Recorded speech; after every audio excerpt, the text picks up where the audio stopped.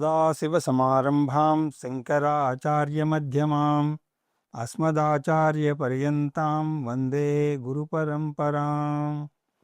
హరి ఓం. శ్రీ గురుభ్యో నమః.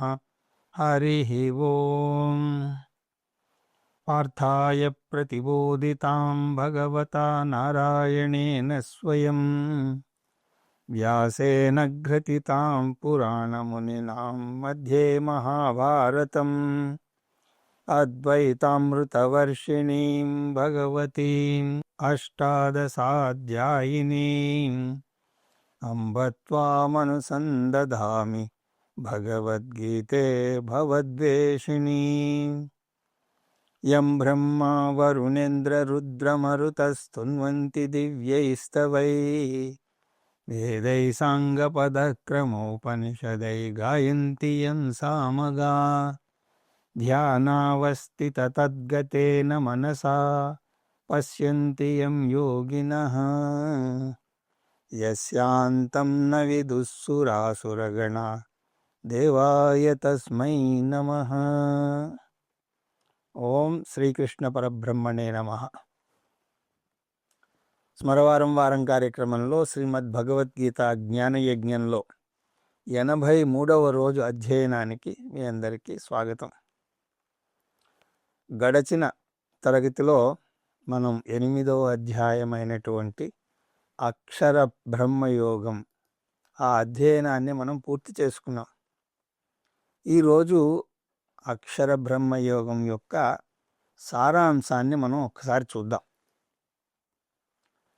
భగవద్గీతను 3 షట్కాల కింద తీసుకుంటే 7 నుంచి 12 వరకు మధ్యమ షట్కంలో వస్తాయి అని చూసాం.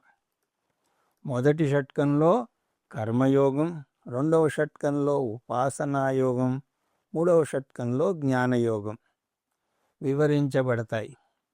ఆ విధంగా ఈ షట్కంలో ఉపాసనాయోగం గురించి మనం వివరంగా చూసాం. ఉపాసన అంటే సగుణ బ్రహ్మ విషయ మానస వ్యాపార. ఉపాసన అంటే ప్రాథమికంగా అది మనస్సుకు సంబంధించినది. కాయిక పూజను ఉపాసన అని అనలేం. అయితే కొంతమంది పూజలు కూడా ఉపాసనలోకి వస్తాయి అని పొరబడతారు. కానీ అది సరికాదు. పూజ అన్నది శారీరక కర్మ కాబట్టి అది కర్మయోగంలోకి వస్తుంది. అందువల్ల అన్ని రకాల జపాలు, పారాయణలు అన్నీ కూడా కర్మయోగంలోకే వస్తాయి. ఉపాసన అంటే మనస్సుతో చేసేటువంటి సాధన. అందువల్ల దీనిని మానస వ్యాపారం అని అన్నారు. మళ్ళీ మనస్సుతో చేసే వ్యాపారం అంటే మనస్సుతో చేసే ప్రతి పని ఉపాసన అవ్వదు.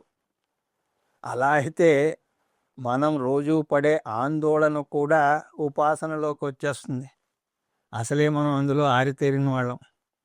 అందువల్ల ఉపాసన అంటే సగుణ బ్రహ్మ విషయ మానస వ్యాపారం, మనస్సులో ఈశ్వరుణ్ణి తలుచుకోవడం. అందువల్ల ఇక్కడ ప్రాథమికంగా 2 అంశాలున్నాయి. ఒకటి మనస్సుతో చేయడం, రెండవది ఈశ్వర ధ్యానం చేయడం. ఇక 3వ అంశం సగుణ బ్రహ్మ ఉపాసన లేక నిర్గుణ బ్రహ్మ ఉపాసన. నిర్గుణ బ్రహ్మ మీద ఉపాసన చెయ్యలేం. అందువల్ల సగుణ బ్రహ్మ ఉపాసన. మళ్ళీ సగుణ బ్రహ్మ ఉపాసనలో కూడా 2 రకాల ఉపాసనలు ఉన్నాయి. అవి సకామ సగుణ బ్రహ్మ ఉపాసన, నిష్కామ సగుణ బ్రహ్మ ఉపాసన. సకామ ఉపాసన అంటే ఇందులో ఇహలోక లేక పరలోక ఫలాల కోసం ధ్యానం చేస్తాం. స్వర్గలోకాలకు వెళ్ళడం కూడా ప్రాపంచిక సుఖాలు కిందకే వస్తాయి. ఎందుకంటే అక్కడ సుఖాలు భూలోక సుఖాల కంటే ఎక్కువ స్థాయిలో ఉంటాయి. ఇహలోకంలో అన్ని ఐశ్వర్యాలతో పాటు ఇక్కడ సిద్ధులు కూడా అందులోకి వస్తాయి. సిద్ధులు ఆధ్యాత్మికతలోకి రావు. అవి కూడా ఇహలోక ఫలాల కిందకే వస్తాయి. అవి సకామ ఉపాసన వల్ల వస్తాయి. నిష్కామ ఉపాసన అంటే నిష్కామ ఉపాసనలో కూడా సగుణ బ్రహ్మ విషయ మానస వ్యాపారమే ఉంటుంది. కానీ ఇక్కడ ఇహలోక పరలోక ఫల ఇచ్ఛ ఉండదు. ఈ నిష్కామ ఉపాసన ఈ మధ్య షట్కంలో ప్రధానమైనటువంటి అంశం. కృష్ణ పరమాత్మ సకామ ఉపాసన విషయం గురించి అసలు మాట్లాడు, నిష్కామ ఉపాసన గురించే మాట్లాడతాడు. నిష్కామ ఉపాసన ఒక సాధకుని యొక్క ఆధ్యాత్మిక ఉన్నతికి అది తోడ్పడుతుంది. అందువల్ల ప్రాపంచిక సుఖాలు కాకుండా ఆంతర ఎదుగుదల కోరుకునే వ్యక్తి నిష్కామ ఉపాసన చేస్తాడు. నిష్కామ ఉపాసనను మళ్ళీ 2 రకాలుగా చెయ్యొచ్చు. అవి నిర్గుణ జ్ఞానానికి రావడం కోసం లేదా సగుణ ఉపాసన కొనసాగించడం. నిర్గుణ జ్ఞానానికి రావడం అంటే సగుణ ఉపాసన చాలా కాలం చేస్తే చిత్త ఏకాగ్రత ఏర్పడి సాధన చతుష్టయ సంపన్నుడై జ్ఞానయోగ్యత ప్రాప్తిని పొంది జ్ఞాన మార్గానికి రావడం అంటే వేదాంత విచారణ, శ్రవణ మనన నిధిధ్యాసల ద్వారా వేదాంత విచారణ చేయడం. జ్ఞాన మార్గం ఉపాసన కిందకి రాదు. జ్ఞానయోగానికి ఉపాసన యోగానికి మధ్య ఉన్న వ్యత్యాసం ఏమిటి అంటే ఉపాసనలో సగుణ ఈశ్వర ధ్యానం చేస్తే జ్ఞానంలో నిర్గుణ జ్ఞానం పొందుతారు. మొదటిది సొంతంగా ధ్యానం చేస్తారు. జ్ఞానయోగంలో మాత్రం ఆచార్యుడి దగ్గరికి వెళ్ళి జ్ఞానాన్ని పొందుతారు. తద్విద్ధి ప్రణిపాతేన పరిప్రశ్నేన సేవయా ఉపదేక్షంతి తే జ్ఞానం జ్ఞానినస్తత్వదర్శినః అంటూ 4వ అధ్యాయంలో చూసాం. కృష్ణ పరమాత్మ చెప్పినట్టుగా జ్ఞానయోగం అంటే వేదాంత శ్రవణం చేయడం. ఒక ఉత్తమమైనటువంటి గురువు దగ్గర కొన్ని సంవత్సరాల పాటు అధ్యయనం చేసి జ్ఞానం పొందడం. శ్రవణం మననంతో నిశ్చయ జ్ఞానాన్ని పొందడం. నిధిధ్యాసనలో జ్ఞాననిష్టలో నిలబడ్డం. ఇవి జరుగుతాయి. ఇవన్నీ కూడా ఇక్కడే ఈ జన్మలోనే చేయడం. అలా ఒక మార్గం. ముందు నిష్కామ ఉపాసన చేసి సాధన చతుష్టయ సంపత్తిని పొంది ఆచార్యుని దగ్గరికి వెళ్ళి శ్రవణ మనన నిధిధ్యాసల ద్వారా నిర్గుణ బ్రహ్మ జ్ఞానాన్ని పొంది ఆ జ్ఞాననిష్టలో నిలబడి ఇక్కడే ఇప్పుడే మోక్షాన్ని పొందడం. దీన్ని సద్యోముక్తి లేదా జీవన్ముక్తి అని అంటారు. అలా జీవన్ముక్తి ఆ ఫలాన్ని ప్రారబ్ధ కర్మ ఉన్నంత వరకు అనుభవించిన జ్ఞాని మరణించిన తర్వాత విదేహముక్తిని పొందుతాడు. దాన్ని విదేహముక్తి అని అంటారు. అతని జీవాత్మ సమిష్టిలో కలిసిపోతుంది. అతనికి ప్రయాణం అన్నది లేదు. శుక్లగతి కృష్ణగతులు అతనికి వర్తించవు.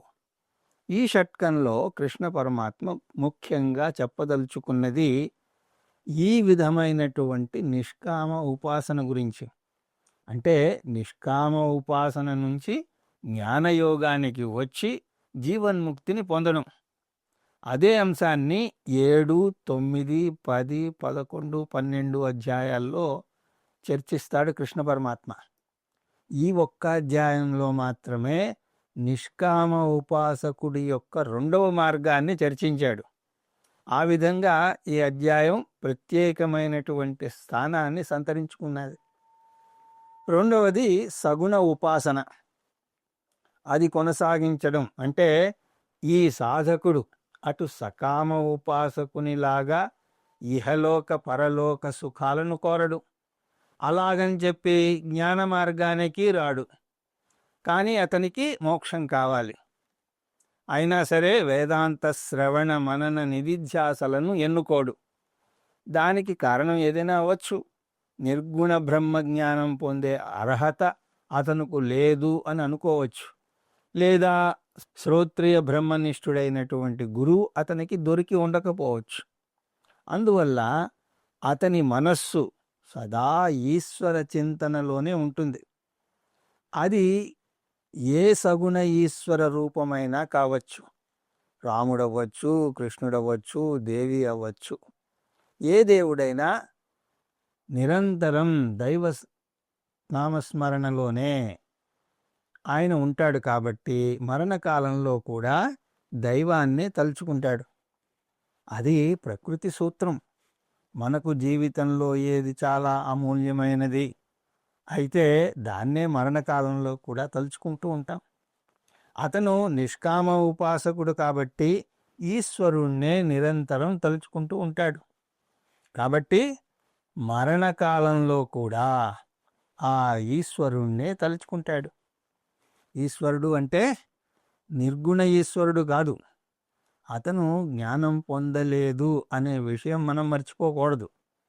అతను అజ్ఞాని ఉపాసకుడు. ఇక్కడ నియమాలు మనం మర్చిపోకూడదు. అతను అజ్ఞాని, నిష్కామ ఉపాసకుడు, దైవ చింతనలో మరణించాడు. అటువంటి వాని పరిస్థితి ఏమిటి? ఇది ఈ 8వ అధ్యాయం యొక్క ముఖ్యాంశం. కృష్ణ పరమాత్మ అతను జీవన్ముక్తిని పొందడు కానీ క్రమముక్తిని పొందుతాడు అని చెప్పాడు. అతను ప్రత్యేకమైనటువంటి మార్గం ద్వారా శ్రేష్టమైనటువంటి లోకానికి వెళతాడు. అంటే శుక్లగతి ద్వారా బ్రహ్మలోకానికి వెళతాడు. అక్కడ అతను మార్గం మారతాడు. అంటే సగుణ ఉపాసన నుంచి నిర్గుణ బ్రహ్మజ్ఞానాన్ని పొందుతాడు. ఇక్కడ ఈ భూలోకంలో తప్పించుకున్న జ్ఞానయోగాన్ని అక్కడ బ్రహ్మలోకంలో పొందుతాడు. కాకపోతే అక్కడ పరిస్థితులు చాలా అనువుగా ఉంటాయి. శిష్యుడు కూడా సంసిద్ధంగా ఉంటాడు, సూక్ష్మబుద్ధి కలిగి ఉంటాడు. చెప్పేది సాక్షాత్తు బ్రహ్మదేవుడు. అందువల్ల నేర్చుకోవడం తడవు, ఆ జ్ఞానం వచ్చేస్తుంది. అప్పుడు క్రమముక్తిని పొందుతాడు. అందువల్ల అతనికి పునర్జన్మ ఉండదు. అందువల్ల భూలోకానికి తిరిగి రాడు. ఈ అధ్యాయం క్రమముక్తి గురించి బోధిస్తోంది. కానీ కృష్ణ పరమాత్మ మాత్రం మనం జీవన్ముక్తిని మాత్రమే ఎన్నుకోవాలి అని కోరుకుంటున్నాడు. అందువల్ల ఈ షట్కంలో 5 అధ్యాయాల్లో జీవన్ముక్తి గురించి చెప్తే ఈ ఒక్క అధ్యాయంలో మాత్రమే క్రమముక్తి గురించి చెప్పాడు. అది కూడా ఎందుకు?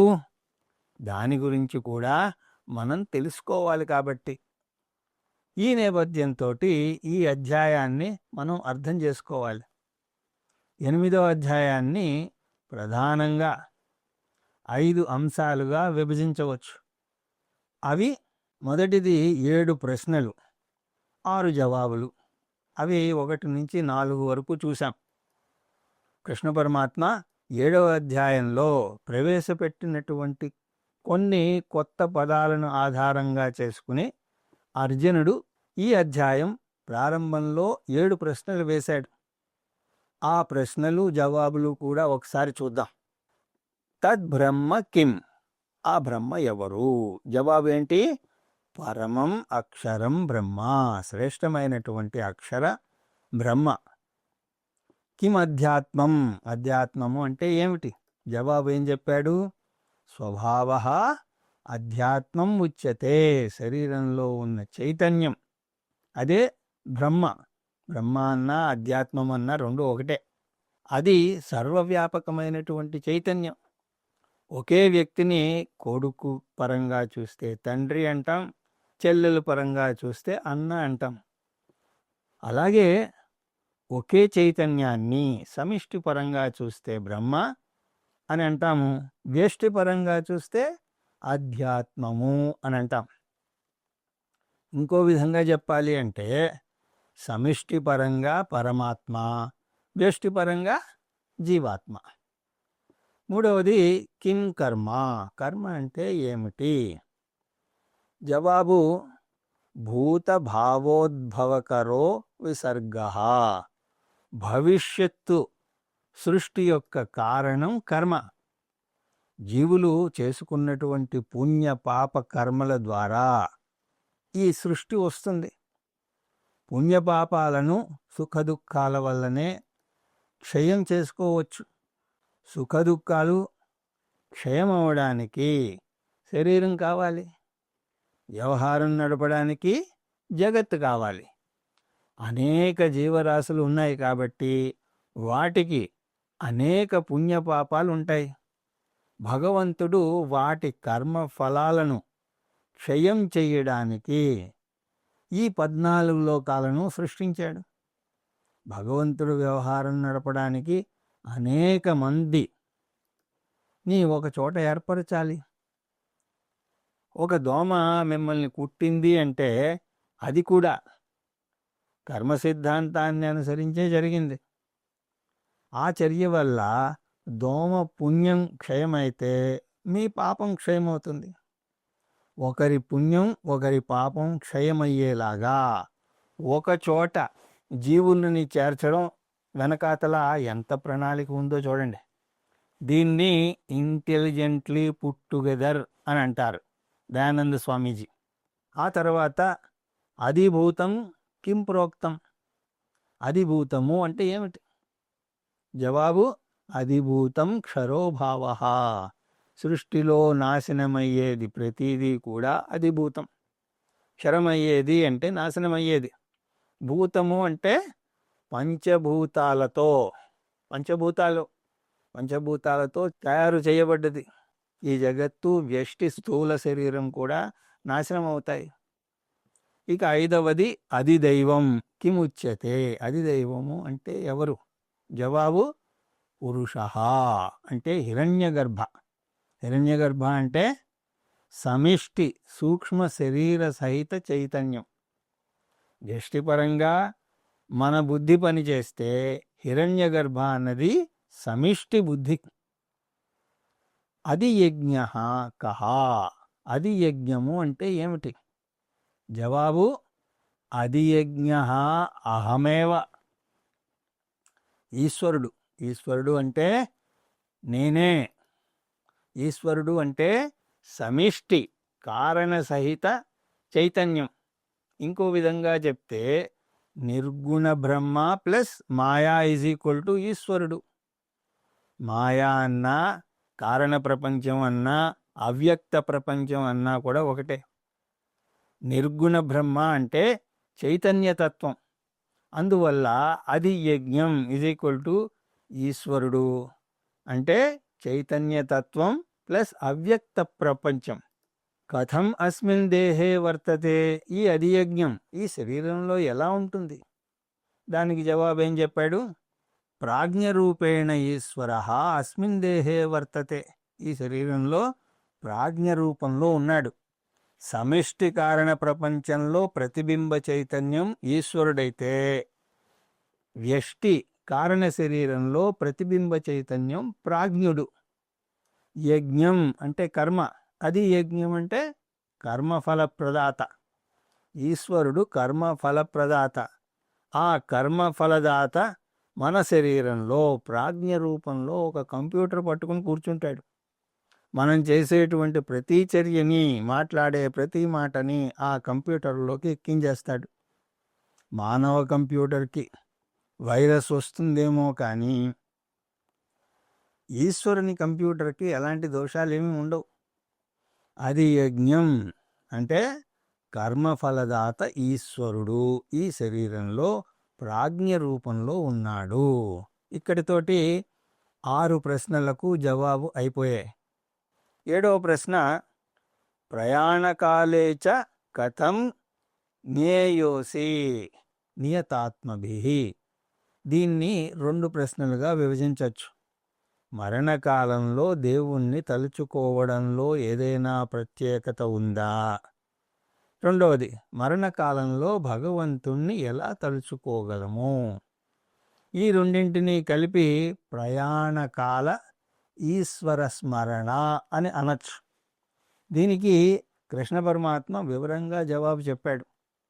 అందువల్ల ఈ అధ్యాయాన్ని ప్రయాణకాల స్మరణ యోగము అని కూడా అనొచ్చు. కానీ ప్రయాణం మాట ఎత్తితేనే భయపడతారు కొంతమంది. దీనికి జవాబుగా కృష్ణ పరమాత్మ ఒక ప్రకృతి సూత్రాన్ని చెప్పాడు. నీకు జీవితంలో ఏది చాలా ఇష్టమైతే దాన్నే మరణకాలంలో కూడా తలుచుకుంటారు. దీన్ని మరణపరంగా చెప్తే మరణ సమయంలో దేన్ని ఎక్కువగా తలుచుకుంటే అది నీ వ్యక్తిత్వం అవుతుంది. అంటే మీ వ్యక్తిత్వాన్ని మీరు చేసినటువంటి ఆఖరి ఆలోచన వల్ల చెప్పచ్చు. ఎందుకలా అంటున్నాము అంటే మీ జీవితాన్ని నిర్దేశించేది మీ ఫ్రీవిల్, మీ వాసనలు. మొదట్లో ఫ్రీవిల్ బలంగానే ఉంటుంది, వాసన బలహీనంగా ఉంటుంది. సిగరెట్ తాగడం, మందు తాగడం ఇలాంటి చెడు అలవాట్లు తీసుకుంటే ఈ విషయం మనకు అర్థమవుతుంది. మొదట సిగరెట్ తాగే ముందు మీ ఫ్రీవిల్ బలంగా ఉంటుంది. అప్పుడు మీరు దానికి బలంగా నో చెప్పగలరు. అలాగే మొట్టమొదటిసారి మందు తాగేటప్పుడు మీరు నో చెప్పే బలం ఉంటుంది. కానీ నో చెప్పకపోతే తర్వాత మీ ఫ్రీవిల్ బలహీనమైపోతుంది, మీ చెడు అలవాటు ప్రబలమైపోతుంది. ఒకసారి తాగితే చాలు వాసన ఏర్పడుతుంది.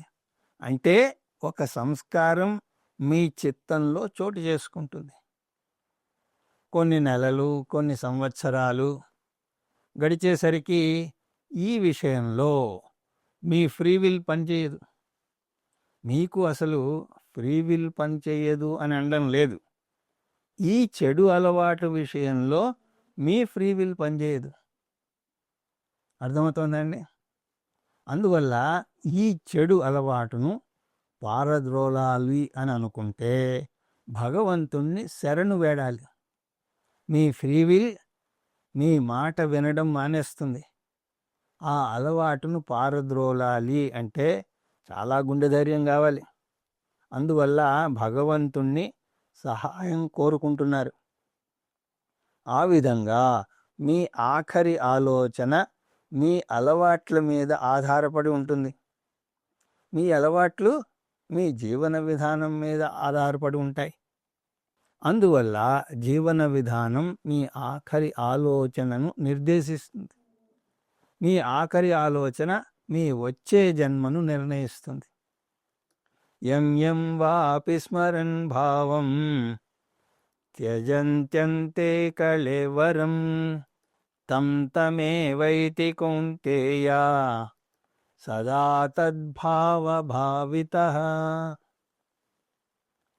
దీంతో 7వ ప్రశ్నలో మొదటి భాగానికి జవాబు వచ్చింది. మరణకాలంలో దేవుణ్ణి తలుచుకోవడం లో ఏదైనా ప్రత్యేకత ఉందా అంటే ఆఖరి నిమిషంలో తలుచుకున్న ఆలోచన మనకు వచ్చే జన్మను నిర్ణయిస్తుంది. ఇక రెండవది, మరణకాలంలో భగవంతుణ్ణి ఎలా తలుచుకోగలము? దీనికి జవాబు ఊహించుకోవచ్చు.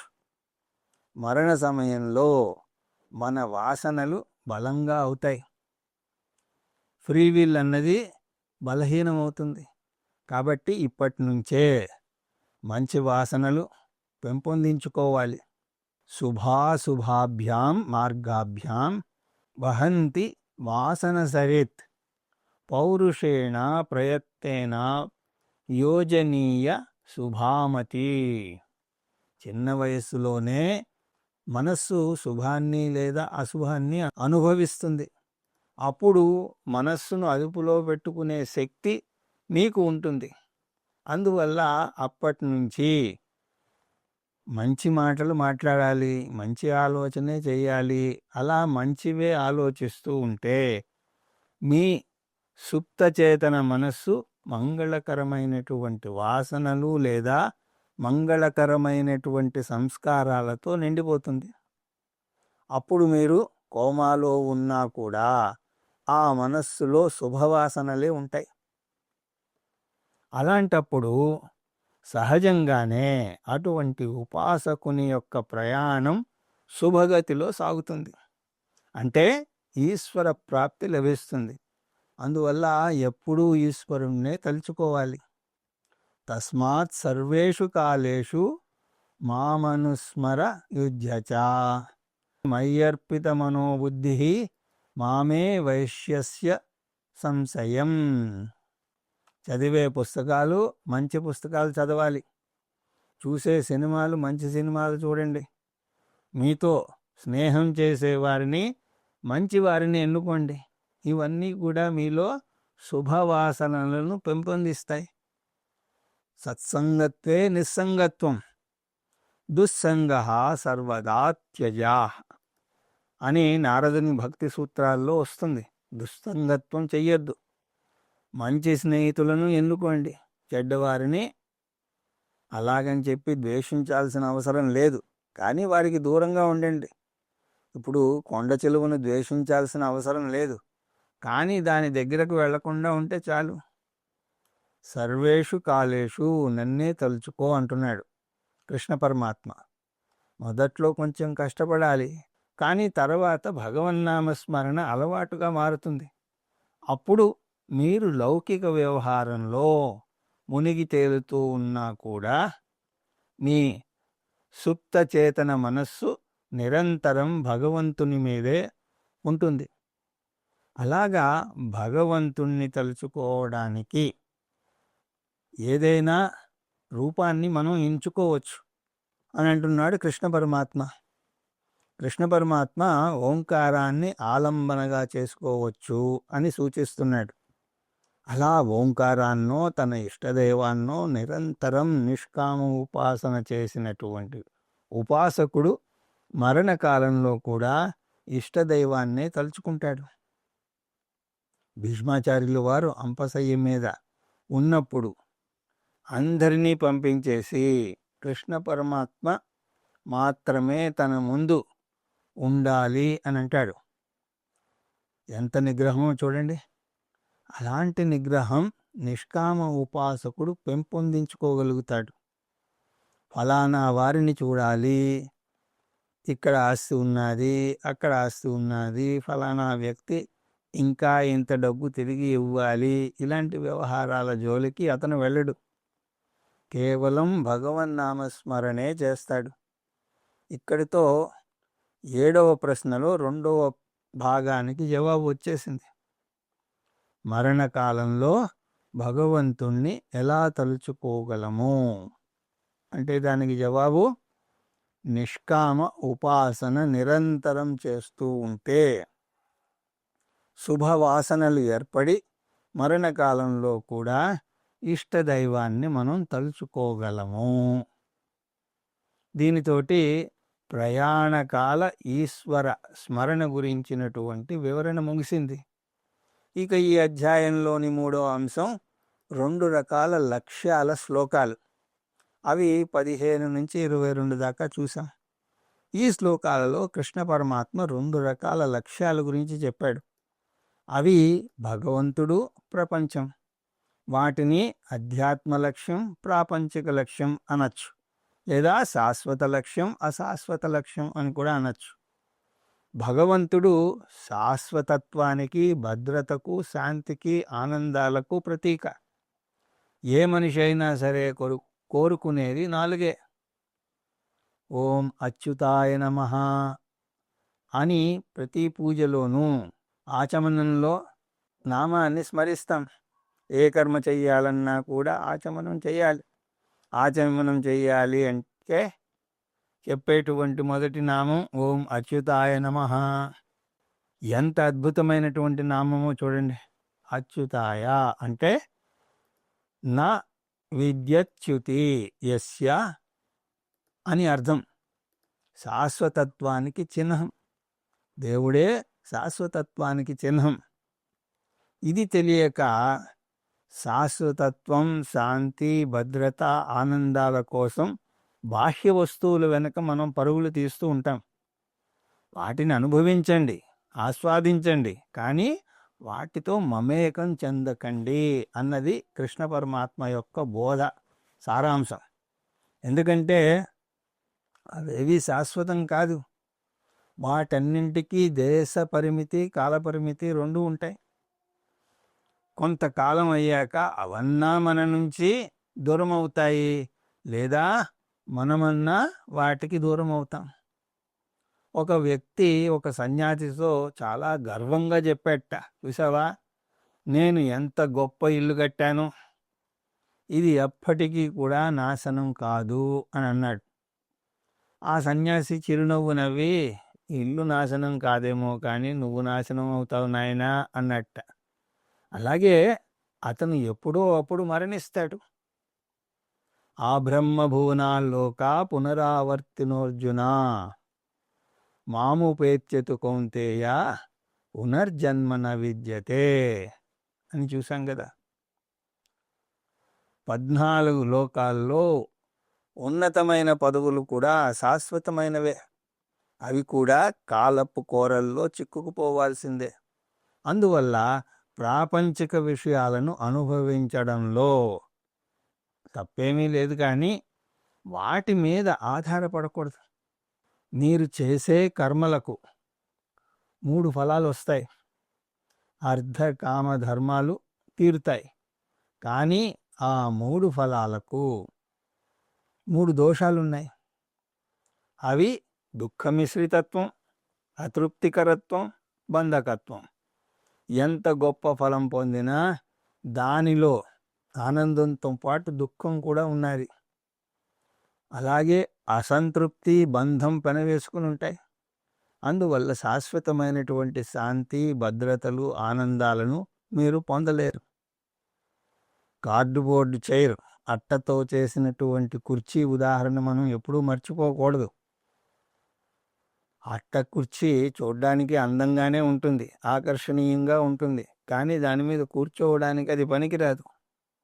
అలాగా ప్రపంచం అందంగా ఆకర్షణీయంగా ఉంటుంది, కానీ దాని మీద నేను ఆధారపడతాను అంటే కుదరదు. అందువల్ల జగత్తును మీ సరదాలకు వాడుకోండి, తప్పేమీ లేదు. కానీ శాంతి, భద్రత, ఆనందాల కోసం భగవంతుని మీద ఆధారపడండి. అంటే 15 నుంచి 22 శ్లోకాల వరకు అర్థం మనిషికి 2 లక్ష్యాలు ఉన్నాయి అని చూసాం. అవి శ్రేయస్సు, ప్రేయస్సు. అంటే ధర్మ, అర్థ, కామాలు ప్రేయస్సు. అయితే మోక్షం అంటే భగవంతుడు శ్రేయస్సు. ప్రేయస్సు మనకు ప్రియమైనది, కానీ శ్రేయస్సు మనకు శ్రేయస్కరమైనది.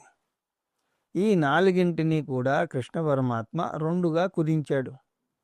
జగత్తు భగవంతుడు అని అన్నాడు. జగత్తును వదిలేసి భగవంతుని మీద ఆధారపడమంటున్నాడు. ఈ అధ్యాయంలో 4వ అంశం 2 రకాల మార్గాలు, 2 రకాల సాధకులు. ఈ శ్లోకాలు 23 నుంచి 27 దాకా చూసాం. ఎక్కడైతే 2 లక్ష్యాలు ఉంటాయో అక్కడ వాటిని చేరుకునే మార్గాలు కూడా 2 ఉంటాయి. అలాగే ఎక్కడైతే 2 మార్గాలు ఉంటాయో ఆ 2 మార్గాల్లో వెళ్ళే 2 రకాల సాధకులు కూడా ఉంటారు. 2 మార్గాలు ఏమిటవి? శుక్ల మార్గం, కృష్ణ మార్గం, లేదా శుక్లగతి, కృష్ణగతి. కృష్ణగతి అంటే కృష్ణగతిలో వెళ్ళే సాధకుడు బ్రహ్మలోకం ముందు దాకా వెళ్ళి వెనక్కి తిరిగి వస్తాడు. అక్కడ బాగానే ఆనందిస్తాడు, కానీ అతనికి తిరుగు ప్రయాణం ఉంటుంది. తేతం భుక్త్యా స్వర్గలోకం విశాలం క్షీణే పుణ్యే మర్త్యలోకం విసంతి అని తర్వాత వస్తుంది. స్వర్గలోకం అంటే బ్రహ్మలోకం తప్ప తక్కిన 5 ఉన్నత లోకాలు. అక్కడికి వెళ్తాడు, పుణ్యం నశించగానే మళ్ళీ తిరిగి వస్తాడు. వెనక్కి తిరిగి వచ్చినా పర్వాలేదు, సుఖాలను అనుభవించాడు కదా అని అంటే మనం ఏమీ చేయలేం. సరే నీ ఇష్టం, ఆల్ ద బెస్ట్ అంటాం. శుక్లగతి అన్నప్పుడు శుక్లగతిలో వెళ్ళే సాధకుడు క్రమముక్తిని పొందుతాడు. అంటే శుక్లగతిలో వెళ్ళే సాధకుడు బ్రహ్మలోకానికి వెళ్ళి సాక్షాత్తు బ్రహ్మగారి దగ్గర బ్రహ్మజ్ఞానాన్ని పొంది అక్కడ క్రమముక్తిని పొందుతాడు. 24వ శ్లోకంలో ఉత్తరాయణం శుక్లపక్షం పగలు శుక్లగతి గురించి, అలాగే 25వ శ్లోకంలో దక్షిణాయనం కృష్ణపక్షం రాత్రి కృష్ణగతి అని 2 రకాల సాధకుల గురించి తెలియజేశాడు కృష్ణ పరమాత్మ. శుక్లగతి ద్వారా వెళ్ళే సాధకుడు నిష్కామ ఉపాసకుడు, కర్మతో ఉపాసన జోడించినటువంటి వాడు, అతను బ్రహ్మలోకానికి వెళ్ళి క్రమముక్తిని పొందుతాడు. కృష్ణగతి ద్వారా వెళ్ళే సాధకుడు కేవలం కర్మ చేసినటువంటి వాడు. అతను మంచి కర్మలు, పంచమహాయజ్ఞాలు చేసి ఉండవచ్చు. కాబట్టి కొంత పుణ్యం సంపాదించుకుని ఊర్ధ్వలోకాలకు వెళ్తాడు. కానీ ఆ పుణ్యం క్షీణించగానే తిరిగి వెనక్కి వచ్చేస్తాడు. పైగా ఉపాసన జోడించలేదు కాబట్టి అతను బ్రహ్మలోకానికి వెళ్ళలేడు, క్రమముక్తిని పొందలేడు. ఇక్కడ ఒక విషయం మనం మర్చిపోకూడదు. ఇక్కడ మనం కర్మ ఉపాసనల గురించే చర్చిస్తున్నాం. ఇందులో జ్ఞానానికి చోటు లేదు.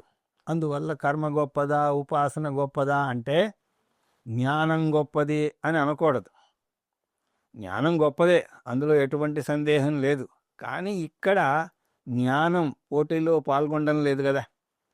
ఇక్కడ మనం మాట్లాడేది కేవలం అజ్ఞాని కర్మకుడు, అజ్ఞాని ఉపాసకుడు గురించి. ఇద్దరూ కూడా జ్ఞానానికి రాలేదు. అందువల్ల ఇద్దరికీ జీవన్ముక్తి, విదేహముక్తుల ప్రసక్తి లేదు. ఇక ఈ అధ్యాయంలోని 5వ అంశం ఉపాసనా స్తుతి శ్లోకాన్ని చూసాం. 28వ శ్లోకం ఉపాసనా స్తుతి శ్లోకం. జ్ఞానం ప్రసక్తి లేకుండా కర్మ ఉపాసనల మధ్యలో ఏదో ఒకటి ఎన్నుకోవాలి అంటే కర్మ కన్నా ఉపాసన గొప్ప. ఎందుకంటే ఉపాసన వల్ల క్రమముక్తిని పొందుతాడు. అందువల్ల అర్జున, ఉపాసనా మార్గాన్ని ఎన్నుకో అని అన్నాడు కృష్ణ పరమాత్మ. తస్మాత్ సర్వేషు కాలేషు యోగయుక్తో భవార్జున, యోగి పరం స్థానముపైతి చాద్యం. యోగి అంటే నిష్కామ ఉపాసకుడు. నిష్కామ ఉపాసకుడు పరబ్రహ్మను పొందుతాడు. ఒకసారి జ్ఞాని, ఉపాసకుడు, కర్మఠుడు వీళ్ళ యొక్క పరిస్థితిని టూకీగా చూద్దాం. జ్ఞాని నిర్గుణ బ్రహ్మజ్ఞానం పొంది జీవన్ముక్తిని, విదేహముక్తిని పొందుతాడు. అతనికి ప్రయాణం లేదు. ఉపాసకుడు సగుణ బ్రహ్మ ఉపాసన చేసి శుక్లగతి ద్వారా బ్రహ్మలోకానికి వెళ్ళి క్రమముక్తిని పొందుతాడు.